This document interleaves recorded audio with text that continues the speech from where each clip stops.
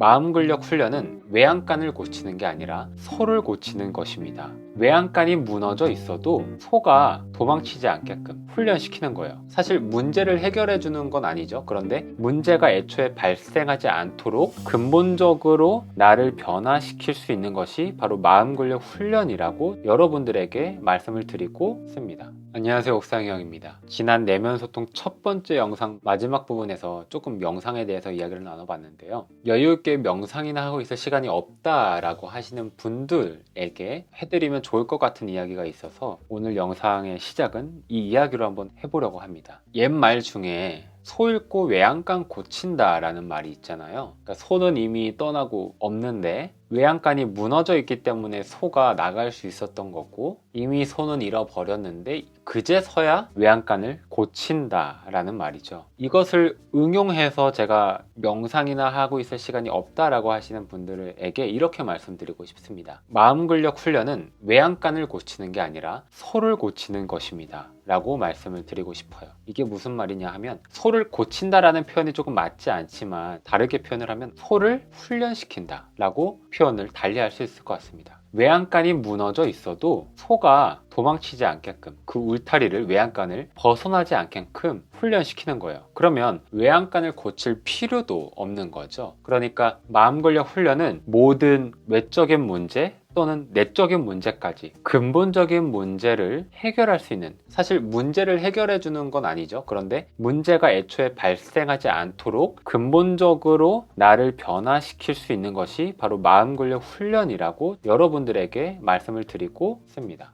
그러니까 우리가 너무 내면이 약해서 삶을 살아가다 보면 별일 아닌 거에도 급격하게 무너지고 와르르 무너질 때가 있잖아요. 이제 영상을 거듭할수록 세 가지 소통에 대해서 이야기를 할 텐데요. 나 자신과의 소통 능력, 그리고 타인과의 소통 능력, 그리고 세상과의 소통 능력. 사회 구조적 문제를 탓한다고 해서 세상은 변하지 않죠. 그런데 분명히 세상은 바꿀 수 있습니다. 나를 바꾸면 세상은 바뀌어요. 내가 달라지면 내가 사는 삶과 환경이 달라집니다. 나를 바꿈으로써 세상을 바꿀 수 있어요. 그래서 나를 바꾸는 것은 세상을 바꾸는 것만큼 어려운 일입니다. 어떻게 나를 바꾸면 세상을 바꿀 수 있다라고 말할 수 있을까요? 한번 이렇게 이해를 해보면 어떨까요? 어떤 동일한 사건이 주어졌을 때 어떤 임팩트 있는 사건이 우리나라에서 벌어지면 그것을 바라보고 그 사실을 알았을 때 사람들마다 그 반응이 다 다르잖아요. 그리고 이거는 긍정적인 사건이다, 부정적인 사건이다. 똑같은 사건인데 그것을 평가하고 판단하고 생각하고 말하고 기억하는 게 사람마다 다 다르잖아요. 그것은 그 사건을 바라보는 사람이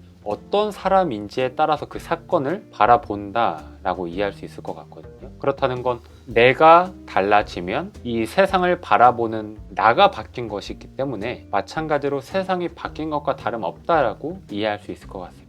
조금 말이 어려웠죠? 그러니까 마음 근력 훈련은 모든 외적인 문제 또는 내적인 문제까지 근본적인 문제를 해결할 수 있는, 사실 문제를 해결해 주는 건 아니죠. 그런데 문제가 애초에 발생하지 않도록 근본적으로 나를 변화시킬 수 있는 것이 바로 마음 근력 훈련이라고 여러분들에게 말씀을 드리고 있습니다.